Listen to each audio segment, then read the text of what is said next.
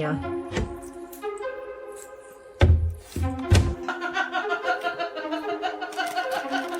Your cabinet, my love.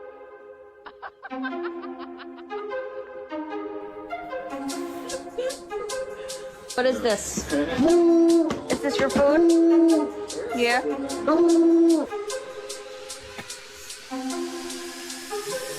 Like, do we got a problem? You looking at?